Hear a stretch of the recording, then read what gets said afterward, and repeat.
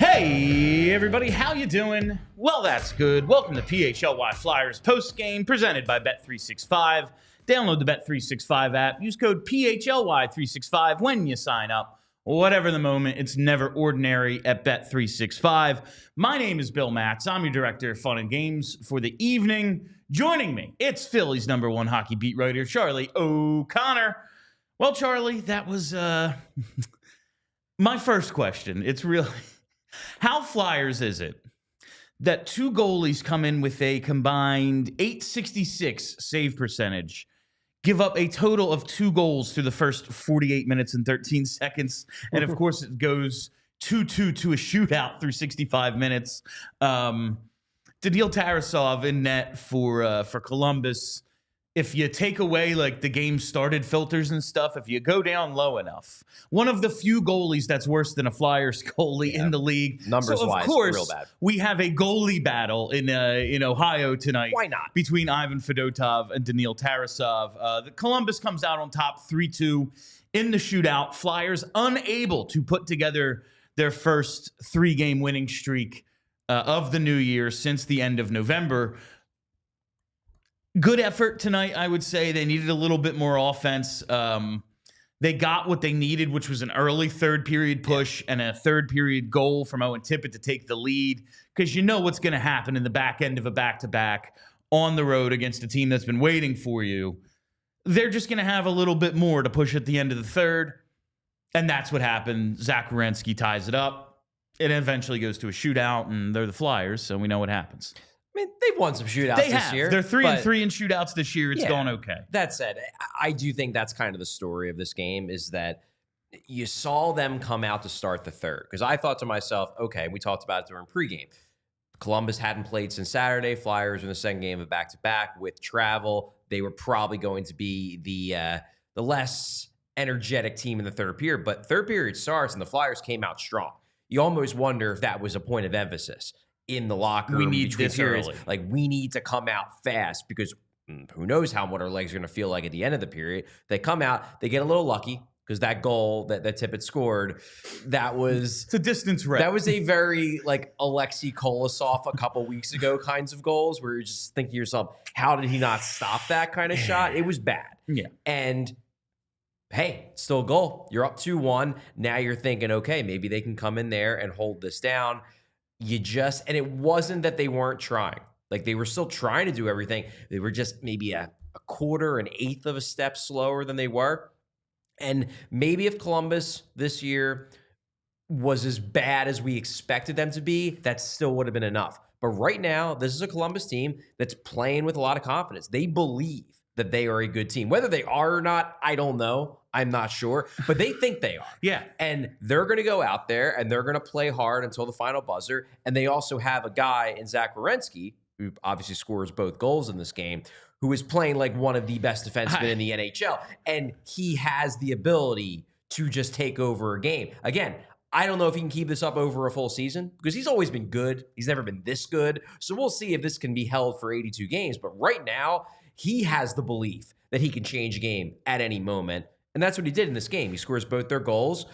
To me, this is just a tough one, because this is the kind of game that kind of makes me wish that there were ties still. Yeah. Because that was a tie. It doesn't feel like a loss in the sense of like, oh man, that was embarrassing. They should have won that game. I know they blow a late lead, but they were tough circumstances. This would have been a game where if that game would have ended at the end of the 5-minute overtime, ends in a tie, you come away and you think to yourself, yeah, it's Columbus. They're not that great, but they're better than we expected. Fine. Tie in the second game of back-to-back. Everybody's feeling generally okay. They lose in the shootout, and then we have to have an hour-long post-game about how it's a bummer. They don't continue the winning streak. I think they played fine, And given the circumstances, I don't really have too much to complain about. It's just, hey, these are the rules. Shootouts are shootouts, and they lost, so people are bummed. And that's the difference tonight is Zach Werenski. His first goal to tie the game at 1 is his 14th, and that moves him ahead of Cale Makar in the defenseman scoring race. And then he gets his 15th to tie the game in the third period, eventually send it to OT.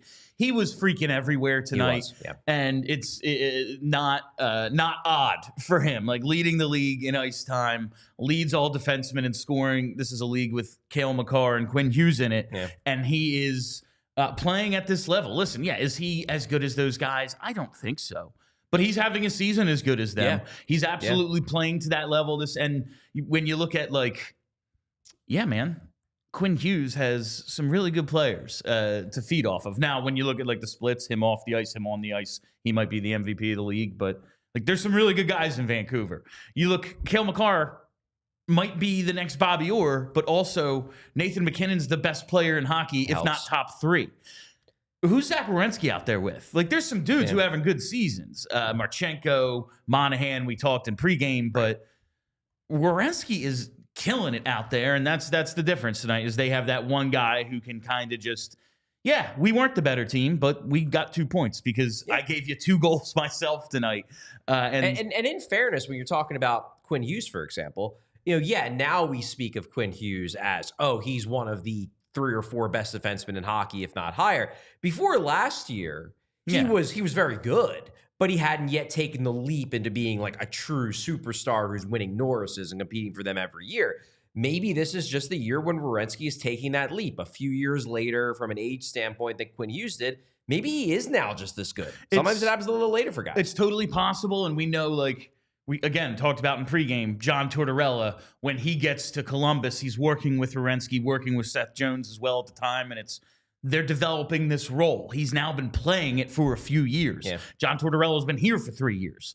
He's been doing this a while, Werenski, and it's kind of just building to this. I'll tell you, it honestly gives me a little bit of optimism. He was the draft before Werenski, but it gives me a little bit of optimism that maybe there's even another level for Sanheim once he masters everything about this. Now, I'm watching Werenski do this, and I don't think Sanheim will ever have just the offensive instincts this guy does.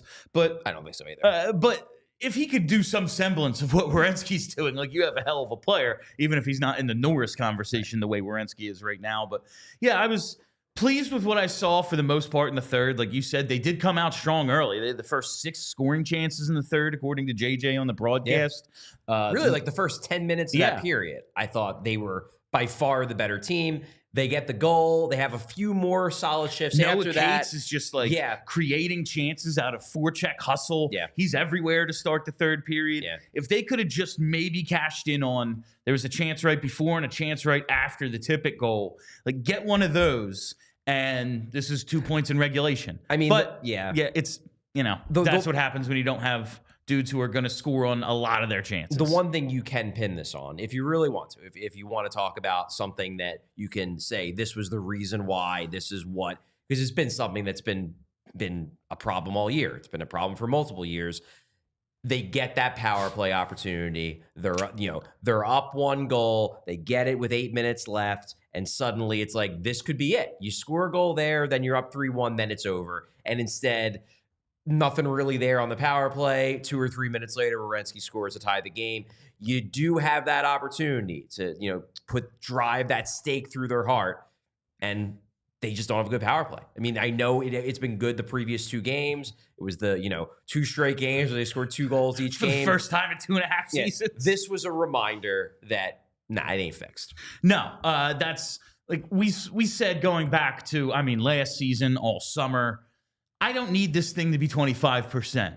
I just need to be somewhat competent. And that's an area where you can go 0 for the game. You can be on a little bit of a cold streak. But if you want to put this one away, now all of a sudden it's, 3-1. They need to get that goalie out with 4 minutes. And I like our chances in that situation. I know the Flyers versus empty nets is the most one-sided rivalry in hockey, but you give them 3.5 minutes or so, I bet you they can get one and put this thing away. But it goes the other way. I'm not terribly disappointed in this one. No. Columbus has been playing well. That's their 5th straight win. One of the best home teams in hockey. They have that what's it, the 5th line they've been calling it, #5th line. Oh, really? Like it is, they have That's their thing. They have a pretty decent fan base and a pretty decent home ice advantage, and I'm not disappointed in the way the Flyers played. Like that Dallas game, like Dallas, think about what we think of these two teams. Yeah. Great team, but it's still like you guys didn't show up tonight. And sometimes that happens. It happens to every team. Well, but tonight they didn't play terrible. They just didn't quite have it. Exactly. And they still played well enough to get a point. So props to them. Now let's turn to probably the best development in this game for the Flyers, which is the play of Ivan Fedotov, because suddenly, is it possible the Flyers have 2 competent goalies? Maybe? Are they maybe trending in that direction? Who's the other one? I'm kidding, Charlie. I'm kidding.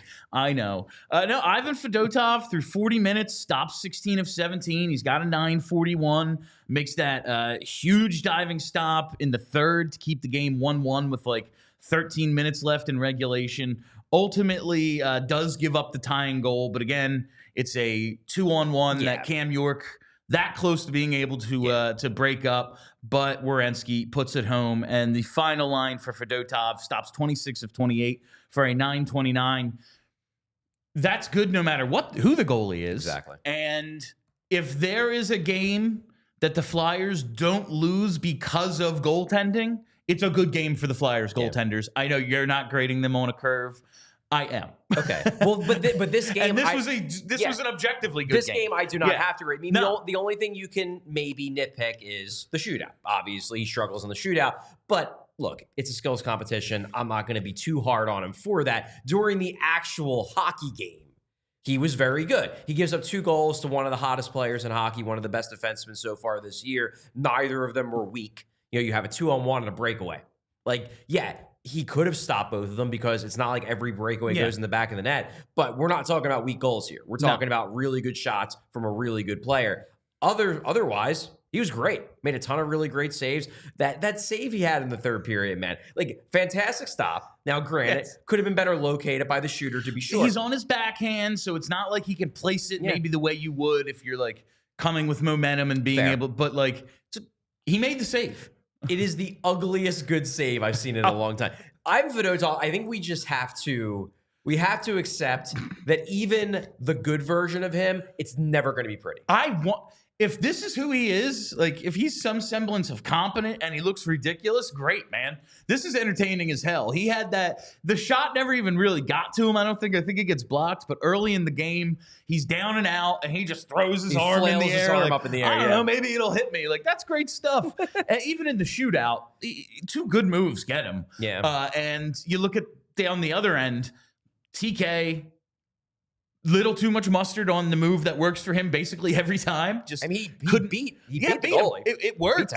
He just popped it a little too hard. And Michkov had him beat too. Michkov has him beat, fumbles it. Yeah. I have a little problem with the hack there, but he loses the puck before the hack. It's just a disruptive stick that kind of throws him off. But that's why we call shootouts a coin flip. It's what has baffled us about the Flyers' inability to win shootouts for like the first. Why are they flipping a weighted coin for the first 18 years of the shootout existed? It's like, I don't know. This kind of seems like luck. How has it never come up their way? Tonight you see this could have easily gone the other way, but it doesn't, and I'm totally fine with that. But going back to Fedotov, but Fedotov, I think it's more that I didn't know if he had this in him. I still don't know if he's going to hold. Who the hell knows? We've seen, Sam Ersson has a real good game on Saturday, then comes out, last night and made some big saves at the end, but also gave up quite a few weak goalies as well. So I'm not going to say that Fedotov is fixed, that he's legitimately good. But at the very least, and I believe Ashlyn Sullivan mentioned this on their postgame show, on NBC Sports Philly postgame show, that this should end any question that Ivan Fedotov is your backup, that Alexei Kolosov, I don't know what they're going to do with him. I don't know if it's still keep 3 goalies. I don't know if he's going to have to go back to Belarus, if he's going to be willing to go to the AHL. But barring an injury from either Ersson again or Fedotov, which hasn't been injured yet, at least. He's missed time, hasn't been injured. I think this is your duo. I think it's got to be. And that's like, I really wonder right now. Yeah, that's exactly what it looks like. I think whether that's the case or not really just comes down to John Tortorella's comfort level with Fedotov, because we always go back to, yeah, man, he had those first 3 awful games. Then all of a sudden we're giving Coley a look. Then Fedotov gets pushed into service because Erson's out. Kolosov gets banged up at morning skate. Right. So he has to play. And from there, he had 6 games with a 909. They win 4 of them. 4-1-1 in those 6 games. And then the one bad period against Florida, the defending champions. And he's out for a month.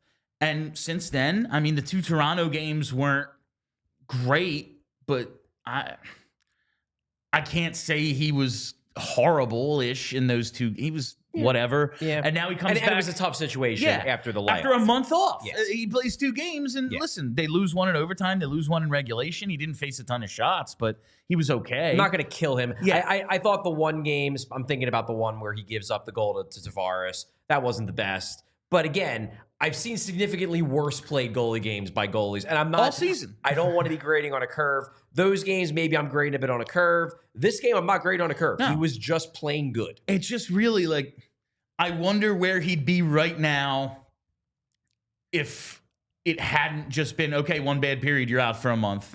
And I wonder, like, every goalie plays bad sometimes.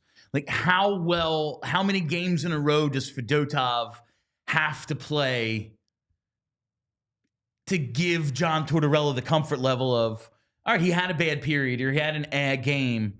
Am I sitting him down for the rest of the season? Am I comfortable to go back to him the next time I think we need to go to the backup? This really is just more a John Tortorella thing than anything else. Because, yeah, listen, I want to go with the 3.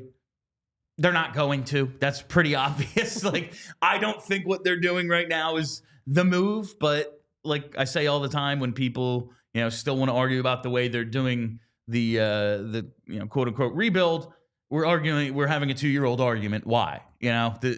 That's over. If this is the way they're going to do it, okay, they're going to have a 1 and a 2. Let's see how it goes. Fedotov should be that guy.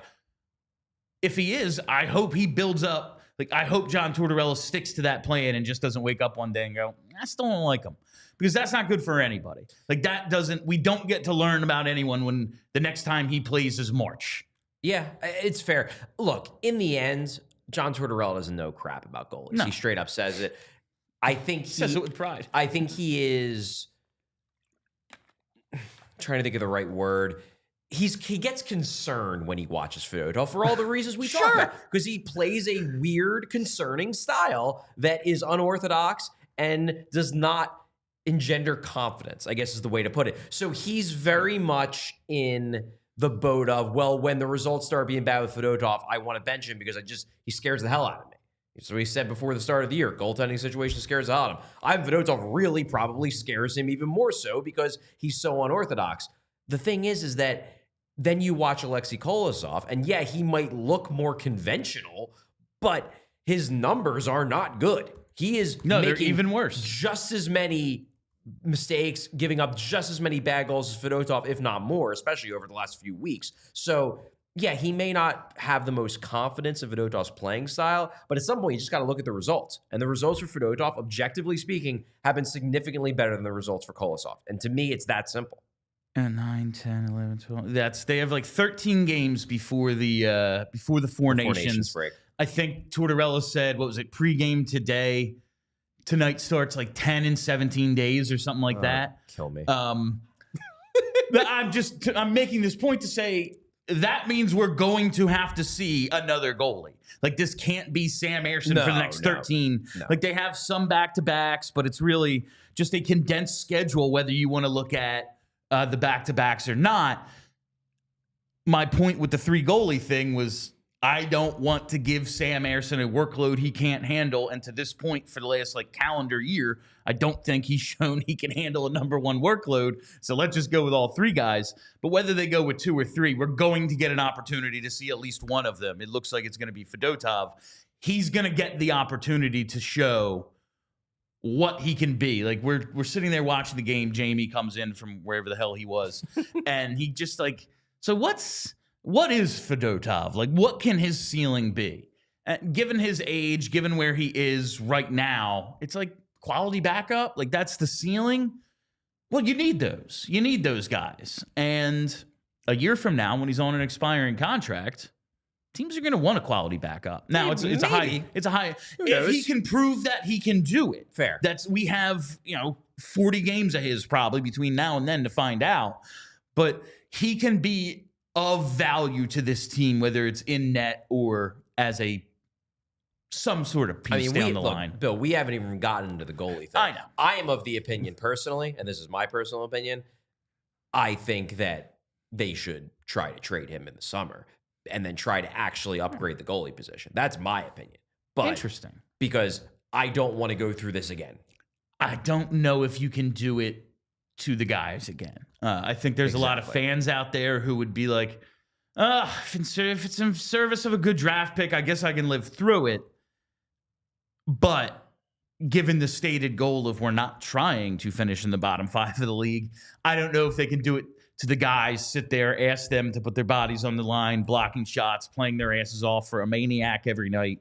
And then also, I'm not giving you much of a chance because the goaltending is this bad. But we also have the whole second half of the season to find out if the goaltending is truly this bad. Yeah. And Fedotov, at least tonight, at least inspired a bit of hope that maybe, and I'm not saying he can be a star, but at least could be a quality enough backup to Ersson the rest of the way.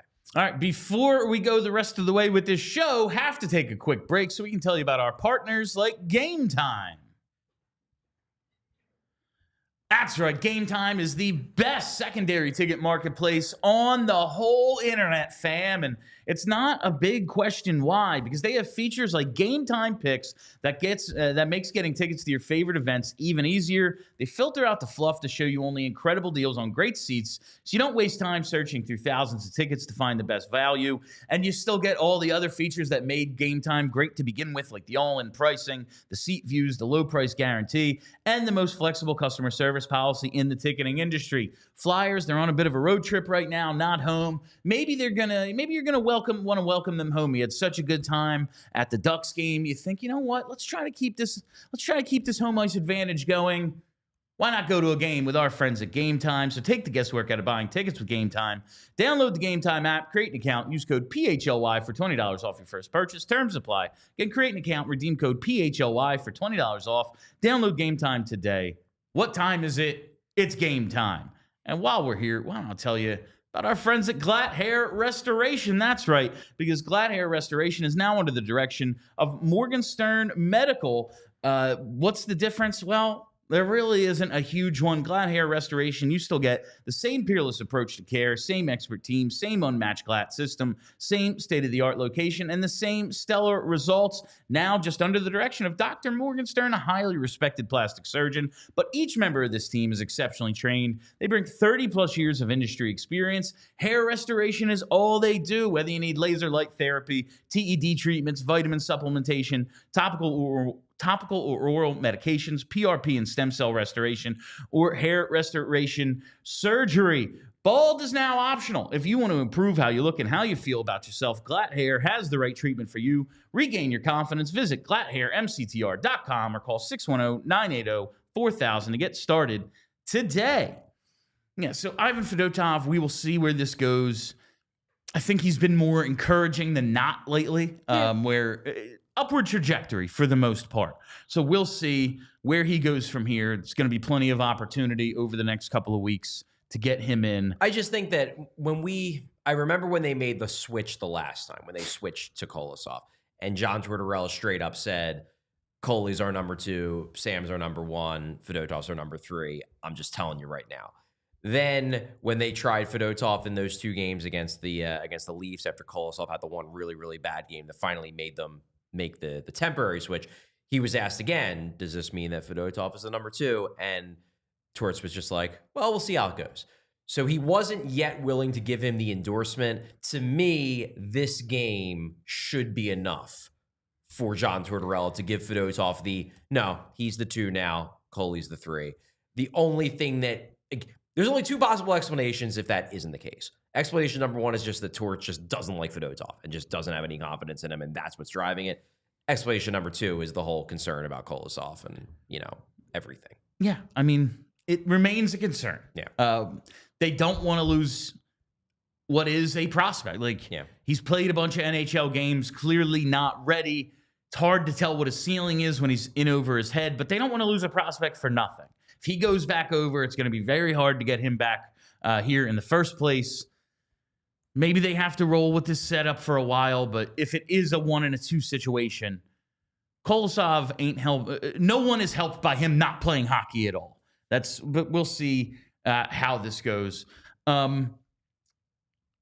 got to talk about Noah Cates. Okay. This dude, now he doesn't come through for us with the point we bet for him on Bet365, and that's unfortunate.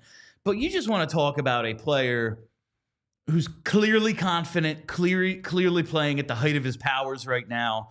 Whether it's the forechecking aspect of his game, which has always been kind of his bread and butter, or some real offensive confidence right now, because that's what I wanted to highlight. He creates a couple of turnovers behind the net to set up chances in the third, and if someone just cashes in on those, totally different. Yeah. We're having a totally different conversation about tonight's game. But he catches a pass down low on his forehand, below the goal line, back to the net, and pulls the JVR spin move out front, getting the puck back to his forehand and gets a scoring chance. Does it go in? No. But only a confident player tries that, especially a dude who's kind of ticketed as a bottom sixer. He's been much more than that lately. He's the team's best center, but Noah Cates has been everywhere for this team for a month. Yeah. The interesting part is that his underlying numbers in this game were not very good. He had some shifts. That line had some shifts where they were stuck a little bit. But I thought that by the eye test, I thought Noah Cates in particular was great. Forechecking wise, he had one great shift against Provorov where he just took him to school below the goal line. That was really, really cool to see. He created a couple scoring chances for himself. He's making plays. This is a guy who is now noticeable, because I think that was probably the most discouraging thing about him last year, was that it wasn't, because his underlying numbers of 5-on-5 last year still very good, especially in the second half when he was paired with Paling and Hathaway. That fourth line was decent. Yeah. They didn't put up any points on the scoreboard, but they controlled play. They forechecked well. Forechecked well. They had the puck in the offensive zone a lot. They played good defense. What was concerning and discouraging for me when it came to Noah Cates last year is just how little you noticed him. He was out there, and you would talk to players, you talk to coaches. Oh, he's doing so many little things, and you know what? He probably was. He probably was winning battles and spacing and lifting sticks and doing those things that the coaches, when they study the tape, they notice. I have zero doubt that he wasn't doing all of those things. But in terms of just the general watching the game the first time in real time, most games you didn't even really know he was playing. Did he play or didn't he? I don't know. Yeah, maybe. I got to check the box. Yeah, he played 9 minutes. Sure, he had one shot on goal. Great. This version of Noah Cates, you notice him every other shift. That's on a team with Matvei Michkov, Travis Konechny, Owen Tippett, dudes who even when they don't score make some standout plays, and you go, oh, look at that. He has been that guy lately. Yeah. He has been the dude really standing out more than anyone else over the past couple of weeks. And again, it's really tough to predict. Oh yeah, this is who he is. He's gonna have 14 points every 17 games or whatever the hell his pace is right now. I doubt it, because that's a pretty damn good player. Yeah, but he'd be close to point per game. Yeah, it's a one good game away from being a point per game guy. Yeah. But this just the noticeableness, the plays he's able to make, whether it's on the forecheck, contributing with a goal here and there, whatever it is, this is a dude where you can just say, yes, there's a role for him in the future of this team. And he's not really a prospect anymore. He's 25 years old. Yeah. It was very much Esther get off the pot time for him. It was. Yeah. But we're talking about so many guys this season who haven't really seized that opportunity at around this age of, listen, you ain't a prospect anymore. You kind of are what you are. There are some restricted free agents coming up after the season that I'm like, Do I want to make I'm not saying give Noah Tippett 8 years, or Noah Tippett. Noah I'm not Tippett. saying give Noah Cates 8 years. I But mean, hey, if we could take Owen if we could Tippett's give him legs that, and put them on Noah Cates, we might have like a Connor McDavid if we level could player. if we could somehow figure out a way to merge those two players and give Tippett that brain, like, we would have an unstoppable force. Not wrong. But do I want to extend everyone who's up this offseason? Not especially. Do I want to give Noah Cates like 4 years? I absolutely do. Why the hell not? He is absolutely playing a style that is replicable. You know what this reminds me of? And it's something where, like, it's not that I hate bringing it up because it's not like this guy did anything wrong, but I hate bringing it up because it just makes me sad. This breakout in terms of you taking a guy who was always doing the little things right, wasn't scoring a lot, but wasn't always noticeable. He had a lot of games where, look at the charts and he had a pretty good game, but he didn't really do anything. And then for like a 2-month period, took the leap. Reminds me of Oskar Lindblom, pre-cancer diagnosis. That run, 5th round pick. that run where to start that season, the 2019-2020 season, this is what he was doing. He was still doing all the great defensive things along the boards, making the smart plays, but then there would be 5 or 6 times in a game where he would make a great play with the puck and he would create a scoring chance for himself. And you're just thinking, man, he's taking the leap. It's such a bummer what happened to Oskar Lindblom because by no fault of his own, he just never was the same guy post-cancer treatments. Maybe the Flyers are due some good luck after what happened with that situation where you have a breakout stolen from you in the middle of it. Maybe this is the karma that the Flyers are going to get back for everything that happened with Lindblom. That is, I wondered where you were going, and that is one hell of a comparison. Like, waited for him, okay, he's shown us something, and now it's, he's put it together. Yeah. And now, hopefully, Cates can keep this going. Very happy for his right winger in this game, Bobby Brink. Yeah, definitely. I can't believe it was a 20-game goal drought. Like, he didn't put up the biggest numbers in that time. It was 8 assists in those 20 games. But he was definitely playing well. Yeah. That line, I mean, coach has been, like, refused basically to break it up. Like, I don't care what I have to do with the other lines. I'm not breaking this one up. And I was just happy to see him get rewarded with a goal tonight because he has been playing hard. He has been doing those little things. Definitely of the three, like, the least impressive of the Forster, Cates, Brink, but you need all three to make it go. It's not like you can play shorthanded. He was doing a lot of good things. It wasn't like he was a passenger. Yeah, winning battles, doing stuff that you were like, I don't know if that's ever going to be his game. Like, to me, you keep him on your third line and you shelter his minutes because he can be like the guy on the boards on your second power play for you, and he has, he'll have a 42-point season for you. Yeah. But this version of Brink is a dude who does a little bit more, just a little bit extra, and it's helped kind of push that line. But his goal tonight, got to give it up to the Seeler-Drysdale duo making that play happen. They both made really good plays on it. Yeah, waiting for that play to develop. Seeler makes the down low pass, finds Brink on the side of the net. He puts it home. Great stuff. Drysdale's flip pass to get that puck out of trouble over to Nick Seeler. I'm not saying this is one of the best passes I've ever seen or anything, but that is a really, really sweet play for him to see it. And that's always the thing that we're hearing now from John Tortorella when he talks about Jamie Drysdale. He has that assist the other night gets the puck down low to Michkov. Michkov bumps it out front, and Frost bangs it home. Tort said that's the kind of play we need him to see.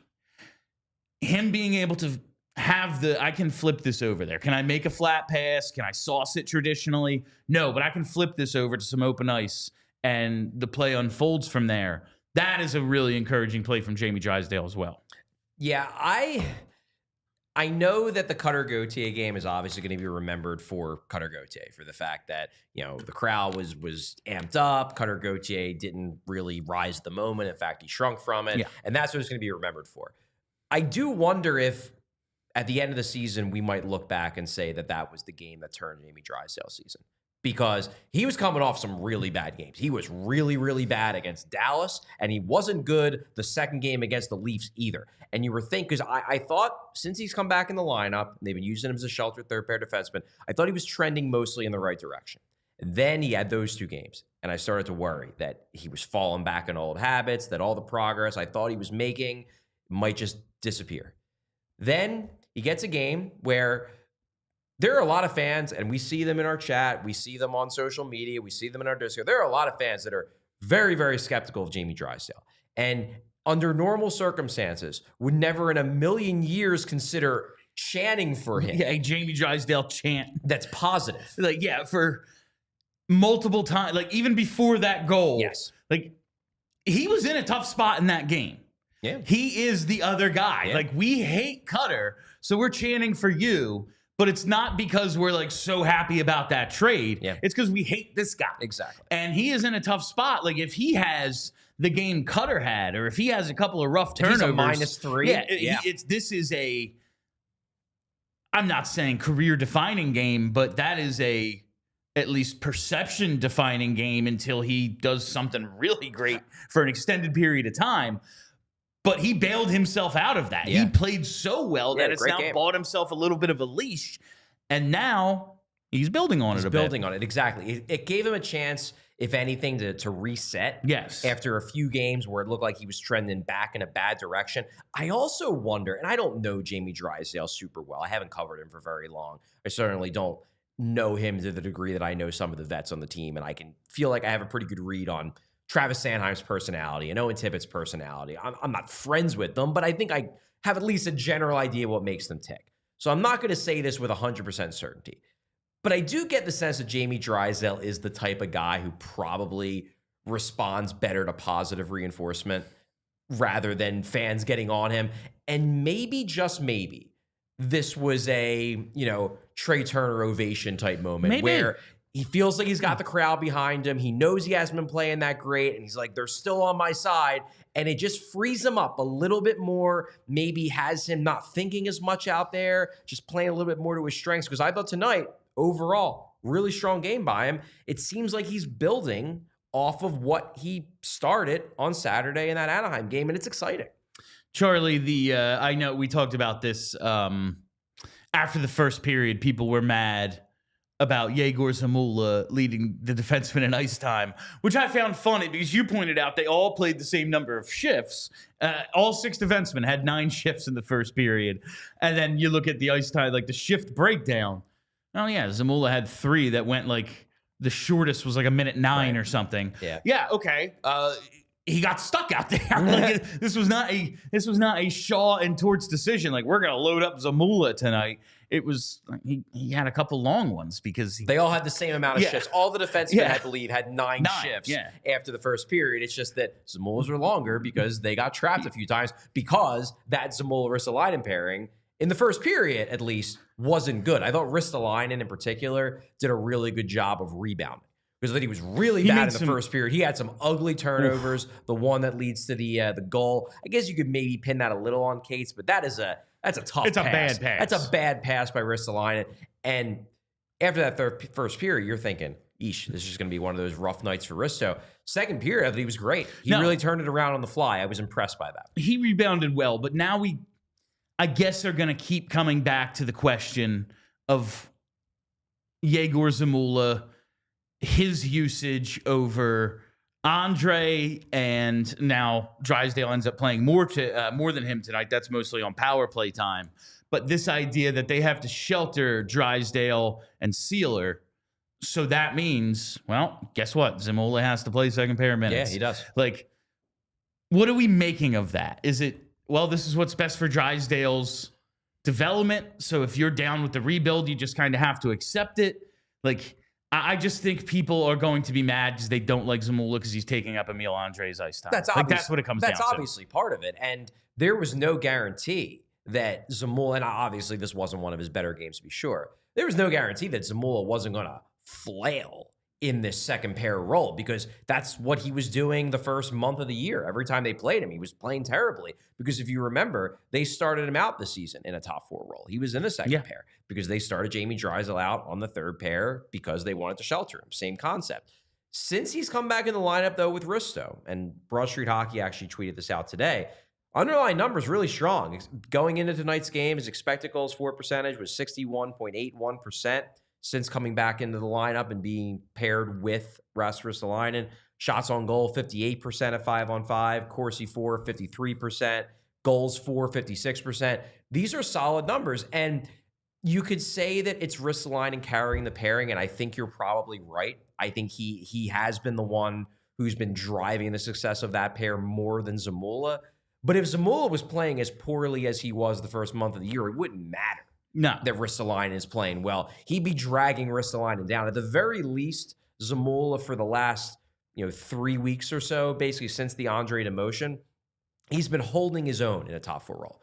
Doesn't mean I'm super excited about him. Doesn't mean I want Egor Zamula in a top 4 role over the next couple months, couple years, however long he's on the team. But I can't deny that he's mostly holding his own in what are decently tough minutes. He has been. People also a little upset with the ice time of Matvei Michkov. Now, that is just going to be a thing because everyone wants him out there for 20 minutes, top line, all that stuff.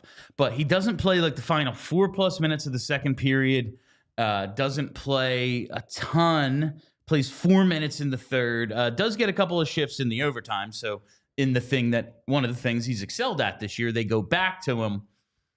This feels to me like 13 minutes. He and Lycksell and Coots are the fourth line tonight. Yeah, like that's the way it works. Lycksell plays 10-10, Coots plays 11-24, Mish plays 13-12. That's the least amongst the forwards. This feels to me like something we've talked about in the past when he was with Morgan Frost. Like, yeah, sometimes the coach just ain't going to put him out there. Like Ula Lycksell hasn't really stood out a ton in his little rough moments. His little tryout, he had 2 or 3 turnovers at the top of the zone where it looked like he could have broke the puck out at different times. Might be the time for them to use that as a way to get Joel Farabee back in the lineup in 2 nights. Do you expect Joel Farabee? Yeah, I do. This game, honestly, I didn't think Michkov played that well, and I think he had a couple of moments, but I think he is solid in the overtime. We've seen him look real good in overtimes. He did not look real good in this overtime. He had forcing it a little. He had the 1 turnover that Werenski nearly scores the game winner on. Then he had another play where he fumbled the puck away. He just was fighting it a little tonight. And you know what?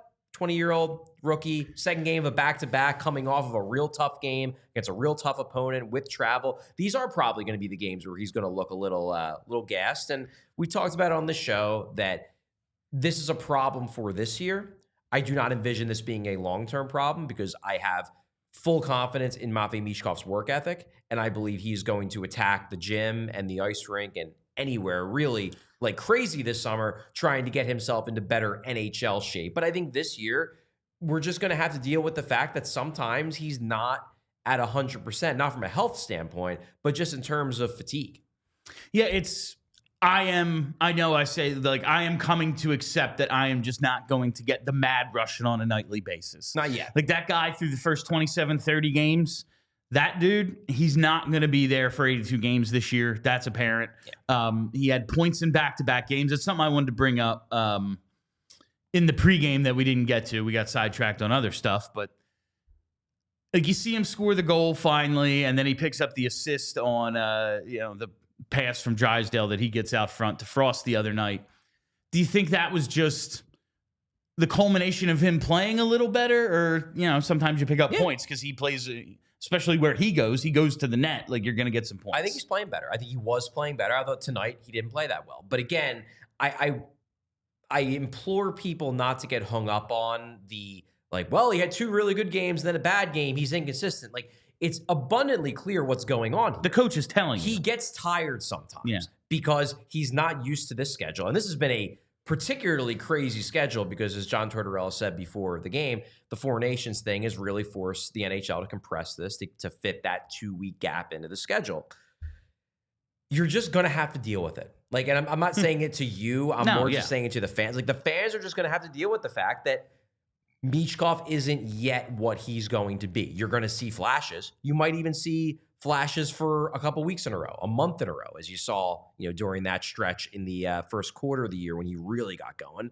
You're going to see it sometimes, and it's not like he's having, at least over this last week or so, it's not like he's been bad night after night after night. It's that he'll have one legitimately really good game. Then he'll have one game where he's, meh for half of it, good for the other half of it. Then he's going to have a game like tonight where he just looks a little gassed. Like, this is what you have to expect from 20-year-old Michkov.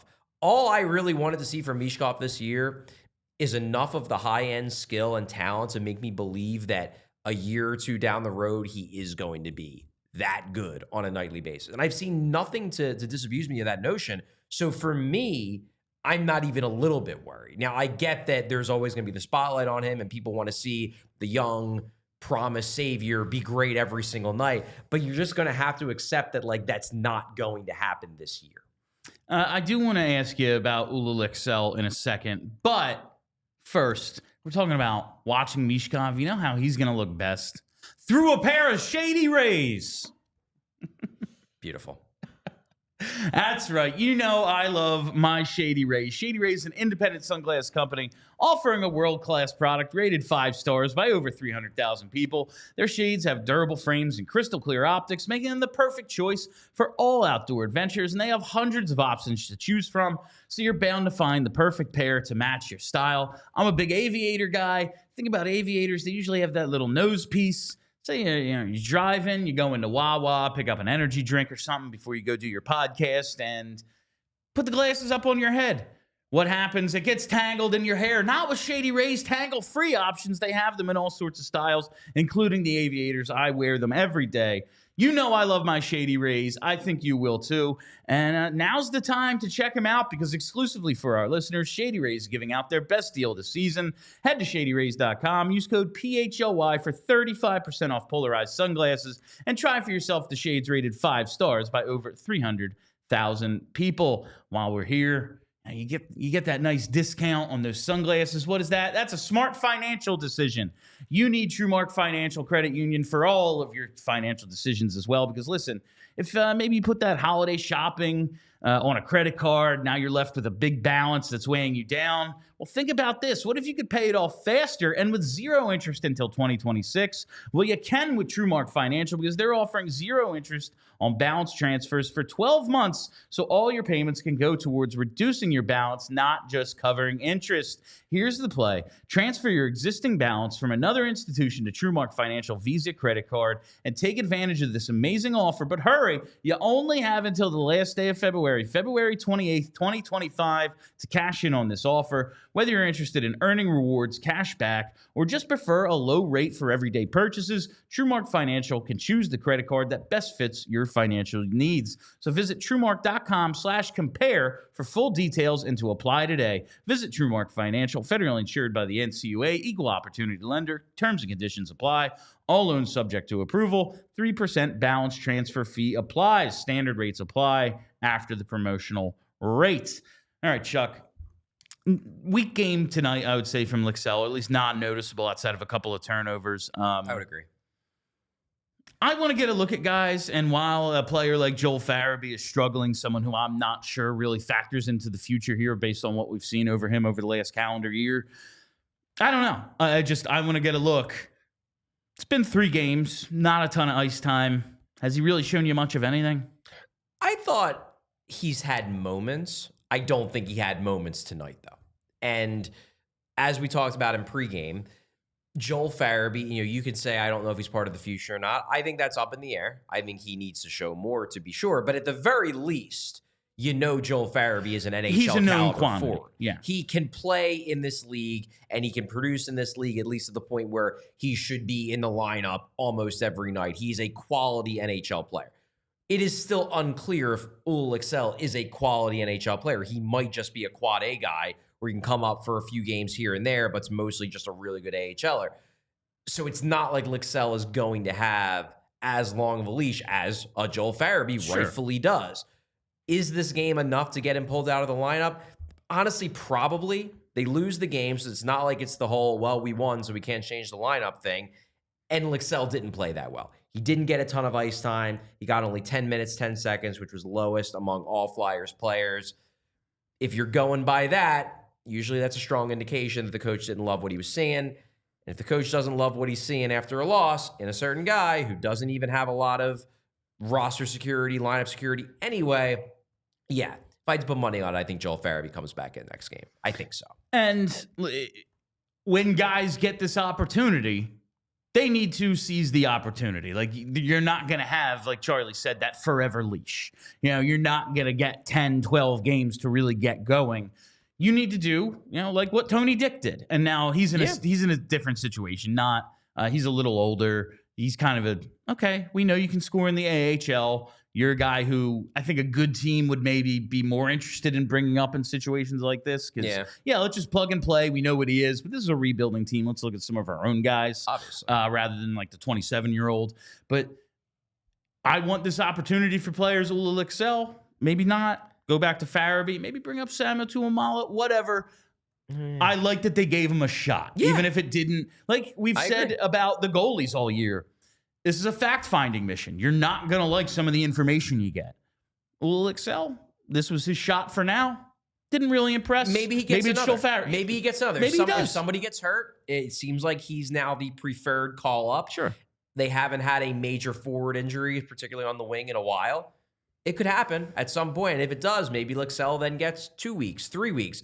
To me, he hasn't shown enough in these 3 games that he's gotten for me to be like, I need to keep Joel Farabee out of the lineup. I'm intrigued to see what Joel Farabee will do coming off of his first extended healthy scratch of the John Tortorella era. I want to see if he can come out firing and if he can get back going in the way that like Morgan Frost did last year.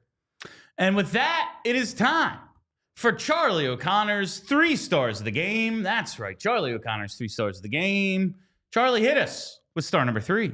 Star number 3, one Bobby Brink, who I'm really happy for. I'm just happy that he got the goal because he's been playing so well. Brian Boucher did a good job of breaking it down on the broadcast tonight. Just that it's hard to think of a time when you've watched a guy play that well and not get rewarded with a goal. 20 games without a goal, and it's like... It seems fake. I like what I've seen out of Brink. Yeah, I do. This isn't Joel Farabee. He was getting chances... and they're just not going, and then his play really dipped, and you understand why he comes out of the lineup. Like, Bobby Brink hasn't scored in 20 games, and his ice time has gone up. I still feel good about how he's playing. Yeah, like, his line has become more and more dependent on as his goalless drought went on. And 20 games, it's a quarter of the season. That's a long time. That's a long time. You can't, I'm happy with the way he played. This has to be the long, now he needs, 3 in a row. Exactly. Exactly. He needs to produce. Yeah. He can't be a guy who goes 20 games without a goal. That's Garnet Hathaway. Exactly. But yeah, to me, but good for him. Yeah, I'm just happy for him. He's deserved this for a while. He gets a nice goal. No, the Flyers don't win the game, but you know what? I wouldn't say this is a participation trophy. No. Let's say this is a month and a half long achievement award that you get because you played real well for all that long, and now you finally got rewarded. They stuck with him. He gets the goal. 3rd star of the game, Bobby Brink. Who is star number 2? Star number 2, Ivan Fedotov. Really strong game. I guess, as I said earlier, I guess you could nitpick the shootout. He gives up 2, but whatever. You know what? It's not real hockey. He played good in the real hockey part of this game. Gives up 2 goals to one of the best defensemen in the league this year. Not going to kill him for that. Finishes with a legitimately good save percentage. So this isn't even us grading him on a curve. No. This is he actually had a good goaltending performance. Ivan Fedotov, I would hope, at least for, you never know. Next time they throw him out there, if he gives up 3 goals on 3 shots, might change my mind. In the here and now, especially given what we've seen recently out of Alexei Kolosov, to me, Ivan Fedotov is your backup goalie for the foreseeable future. And John Tortorella should go out there on Thursday, the next time he speaks to the media, and say, Feddy's our number 2, because he's earned it.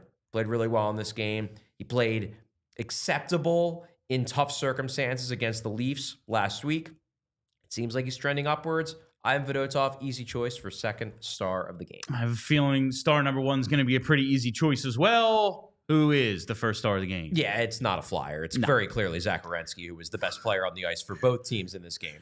2 goals, 31-28, +1. 31-28? Yeah. I mean, I went into Goes overtime, to overtime, but still, that is a playoff number. Yes. 5 shots on goal. He was, I mean, I tweeted at one point, like, where isn't Zach Werenski tonight? He was obviously the first star. He was awesome. I made the point on Twitter and on Blue Sky that Werenski, there aren't too many guys I can say this about, but Werenski has reached the point where every time he touches the puck, like, you kind of wince a little bit. You're like, what's he going to do? You know, that's something McDavid, McKinnon, Makar, guys like that. Every time they touch the puck, you're like, oh boy, something's going to happen.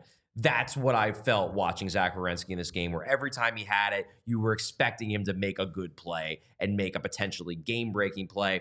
Scores both their team's goals that weren't in the shootout, at least. Easily the best player on the ice for the Blue Jackets. Probably the best player on the ice for the Flyers, too. Just best player in the game, period. He's the number 1 star. He was clearly the best player on the ice tonight. Yeah. We only have like 4 super chats, so I just want to ask this real quick. Okay. Ivan Provorov, 23-25 tonight. Doesn't pick up a point, but he's out there. He's a top 4 defenseman for the Columbus Blue Jackets, a team. Right now, they're in a playoff spot. Sounds like they might be a little more interested in trading him. They made a point. His younger brother just he's going to go to Ohio State in a couple of years. Yeah, committed. Yeah. That's the word I'm looking for. Committed to Ohio State. So it's like, seems like Provorov's really enjoying himself in Columbus. When players get there, it seems like, oh man, I don't want to go to Ohio, and then they like get there and really kind of like it. It's not that bad. Yeah, it's better than maybe you would expect. Better than Winnipeg. It seems as if maybe they, you don't live underground. What the Flyers, there's a lot of moving pieces there. They took back some salary. Now, ultimately, like Sean Walker ended up being good, so you got another first-round pick, basically 2 firsts for Provorov. What do you think he's worth on the open market this year? Like, it's just an interesting. Yeah, he's got an expiring contract. He's a decent enough top 4 guy, not a star. Those days of it's not going to happen for him, but he's pretty good. Everything I've read implies that he would bring back a first. Now, might that involve them having to retain a little bit to make the cap hit a little bit lower? Maybe. That can always increase a guy's value, but seems like the expectation is that Columbus, if they decide to move him, should expect to get a first-round pick back. Now, they're in a playoff spot right now. So maybe they won't move him. Maybe they'll just, and it seems like, and you hinted at it, by all accounts, it seems like he likes being in Ohio. So maybe they look at it as, yeah, we're not going to trade you. We're going to talk extension, and they keep him. Maybe. But if they do decide to trade him, I get the sense that he would likely bring back a first. Now, the Flyers were, like we talked pregame, this is kind of, they're the Flyers of this year. Yeah. And the Flyers were in this spot last year, trade Sean Walker. True. But we have seen Columbus in the past. The year they upset Tampa Bay. They had all those pending free agents, and it's like mid-market, small-market teams need playoff gate more than they needed. Like, we need the draft pick. We need to look at the future. But also, like, this team may have to move if we don't get... Now, they do well attendance-wise. I'm not saying that. Surprisingly enough, they do. Playoffs is that's when the players no longer get their checks. All the money goes to the owners. Yeah. They like that a lot. It might be a situation where they go, hey, do we need a first more than we need 6 playoff games of gate? Maybe not. Also, and we talked about this obviously in pregame, there is the Johnny Gaudreau factor. These guys are playing for Johnny. They are. And maybe you look at it as GM and you say, these guys have come together so much. They're very clearly unified, trying to win it for this guy. Maybe we just can't rip their hearts out by trading away one of our big minute defensemen. And you know what? Understandable. How can I say that that's the wrong move? Like, you got to have a heart at some point. This is that's